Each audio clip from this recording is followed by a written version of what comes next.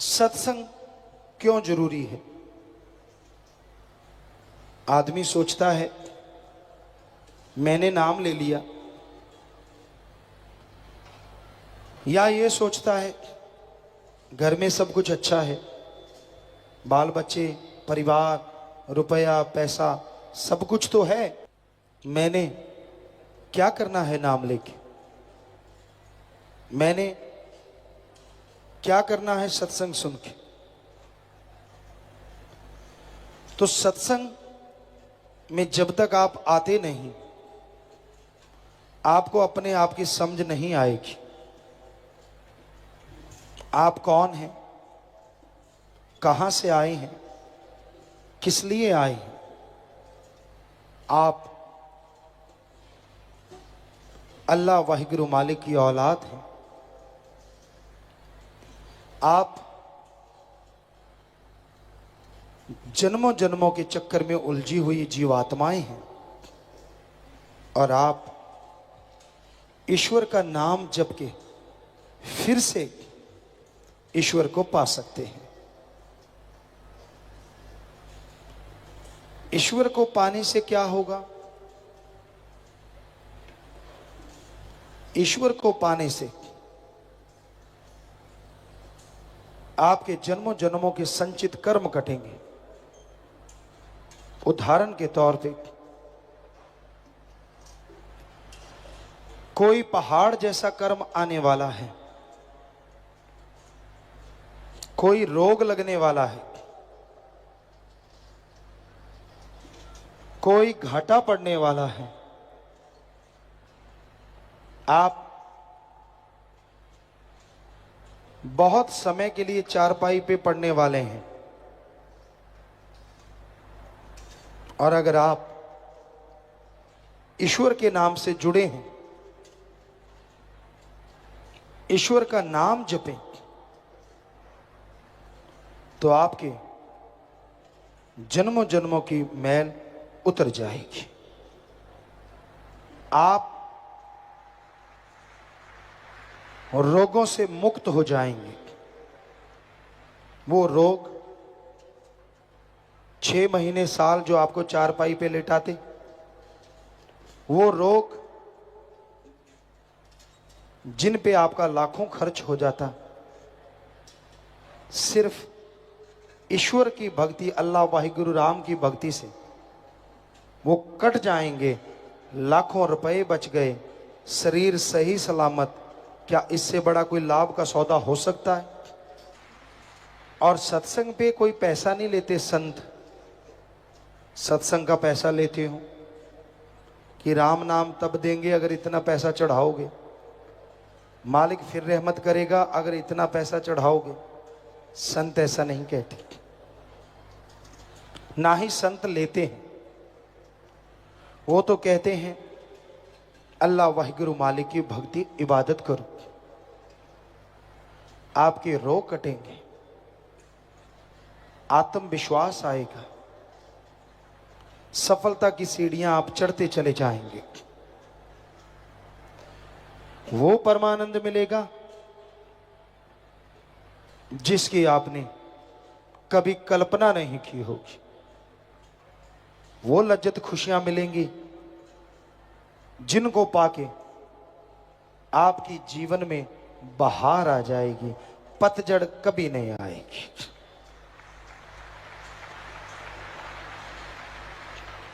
आदमी का मन डामाडोल होता रहता है। मन बड़ी जालिम ताकत है। सत्संग में नहीं आने देता, सुनने नहीं देता, सुन लिया तो मानने नहीं देता। इसलिए लगातार सत्संग में आते रहो। जो सुमरन नहीं कर पाते, मन के आगे लाचार हो जाते हैं, लगातार सत्संग में आके बैठे, सुना और अमल करने से जन्मों जन्मों की मैल उतर जाती है। मन के नकाब डल जाती है, मन के लगाम पड़ जाती है, मन दौड़ता नहीं। जितनी देर सत्संग में बैठे, सेवा सुमन का फल बैठे बैठे मालिक बख्श देते हैं। दुनिया में जब आप चले जाते हो, दुनियादारी के हो जाते हो। सत्संग का एक दायरा है, वहां तक रहते हो। सुमरन शब्द गान करते रहते हो, तो खुशियां कई गुना मिलती रहती हैं बढ़ के। लेकिन जैसे ही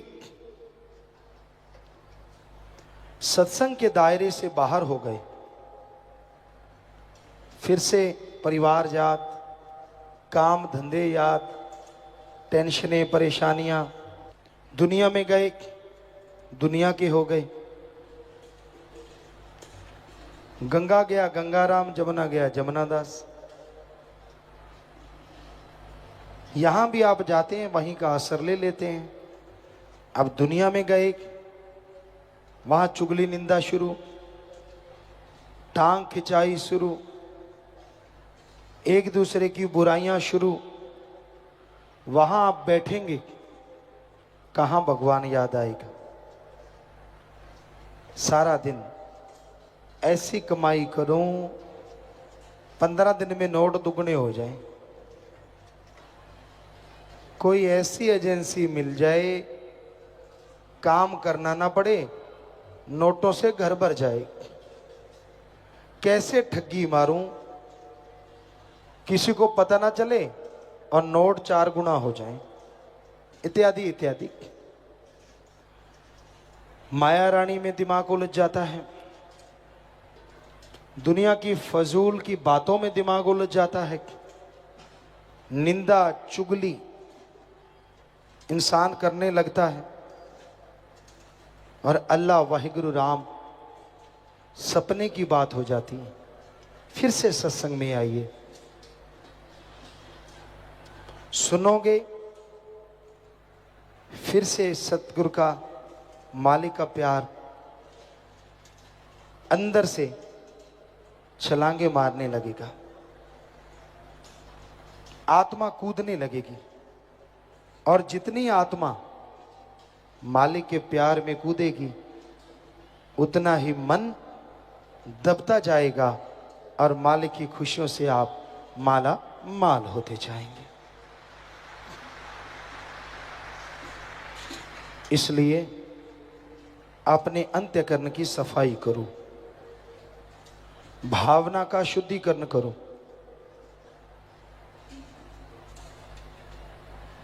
जिनकी नीयत साफ होती है, उसी को फल ज्यादा मिलता है।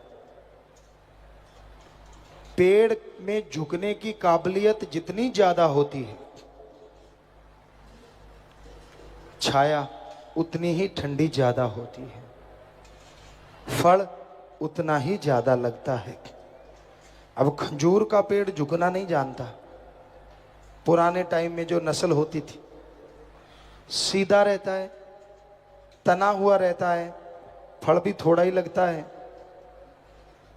तो ऊंचा भया तो क्या भया, जैसा पेड़ खजूर, पंथी को छाया नहीं, फल ला गए अति दूर। सो जो झुक जाते हैं, आप बेरी के पौधे को ले लो, बेरी में जब बेर आते हैं, इतना झुक जाता है, इतना झुक जाता है, आसानी से लोग उसका फल खा लेते हैं। फिर जब फल खत्म हो जाता है, इतना ऊंचा नहीं जाता कि छाया ना हो, उसकी छाया भी बड़ी ठंडी होती है, वो झुका ही रहता है, उसकी नीयत साफ हो गई। ऐसे ही भगवान जब आपको खुशियां दे दें तो झुके रहो, दीनता नम्रता रखो, ताकि जब खुशियां ना मिलें, आपके पाप कर्म कटने हो, तो मालिक आपको पहाड़ से कंकर जैसी चुभन भी महसूस ना होने दे पहाड़ जैसे कर्म की।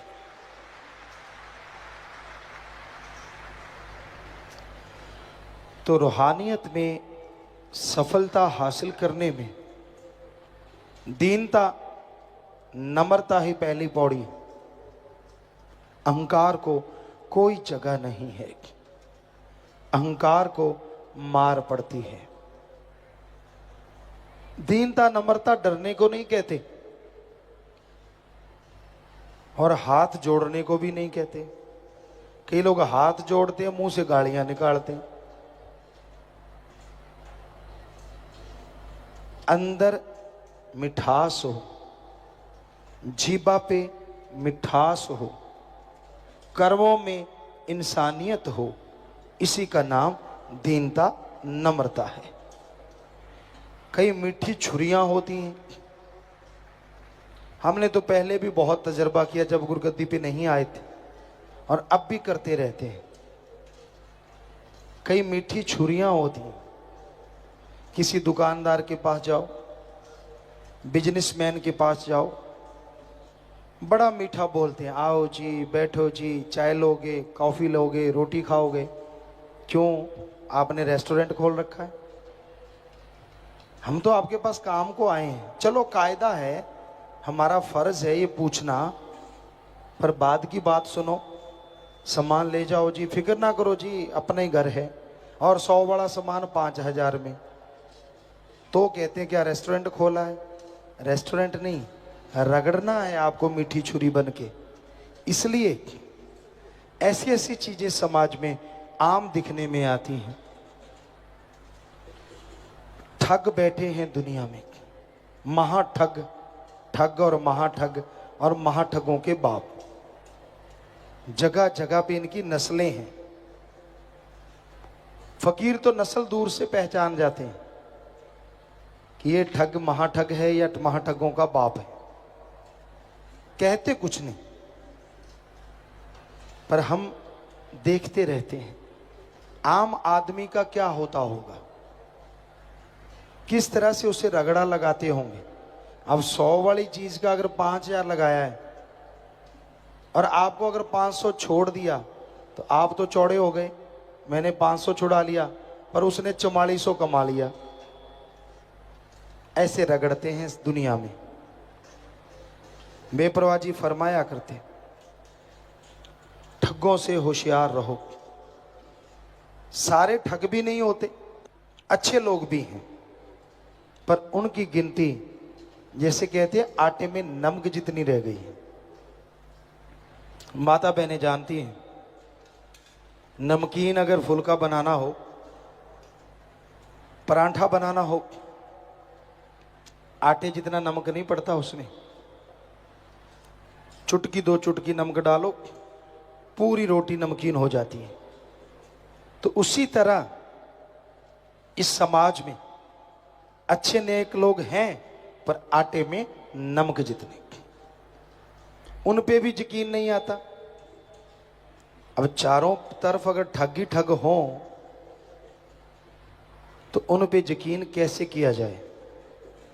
दाएं वाला ठगी मार रहा है, बाएं वाला ठगी मार रहा है, आगे वाला, पीछे वाला, तो बीच वाले बेचारे वैसे ही पिस जाते, लगता है ये भी ठग है।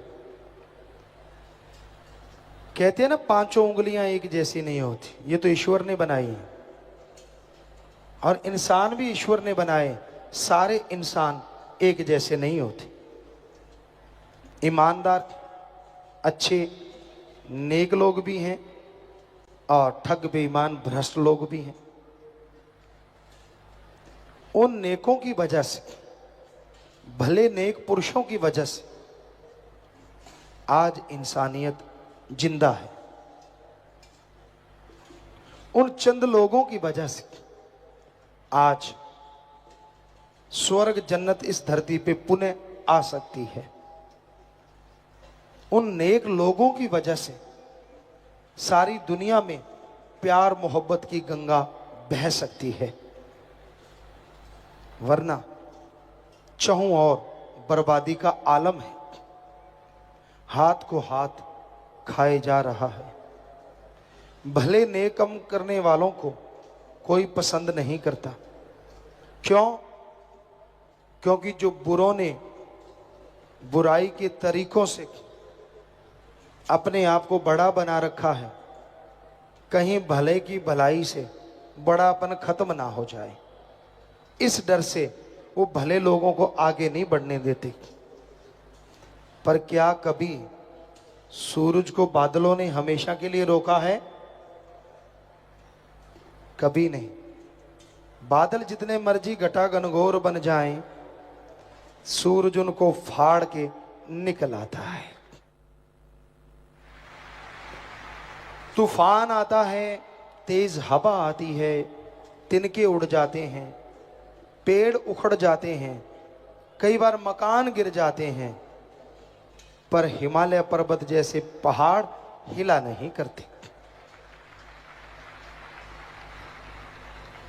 एक छोटा सा दीपक, छोटा सा दिया, जिसे अल्लाह मालिक वाहिगुरु खुद रोशन कर दे, काल महाकाल का तूफान की क्या ताकत कि उसे बुझा दे, उसकी लौ को भी डगमगा नहीं सकता।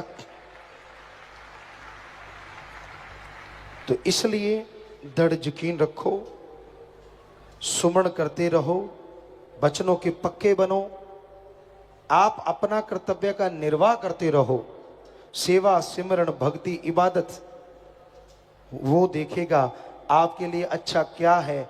बिन मांगे मोती मिले और मांगे मिले ना भीख, बिन मांगे दे देगा, कमी नहीं छोड़ेगा। मालिक के प्यार में, उसकी मोहब्बत में अनोखा नशा है, अनोखी लज्जत है, परम शांति है। वो खुशियां हैं जिसके बारे में इंसान कल्पना भी नहीं कर सकता, पर कोई सच्चे दिल से, सच्ची भावना से प्रभु के नाम का सुमरन करे तो ये तमाम बरकतें इंसान की झोली में आ जाती हैं। भगवान को दिखावे से कुछ लेना देना नहीं है। भगवान को किसी के धन दौलत जायदाद से कुछ लेना देना नहीं है। भगवान को किसी के रंग रूप से कुछ लेना देना नहीं है। जिसकी भावना जितनी शुद्ध है, उतनी जल्दी ही वो भगवान की कृपा दृष्टि के काबिल बन जाता है।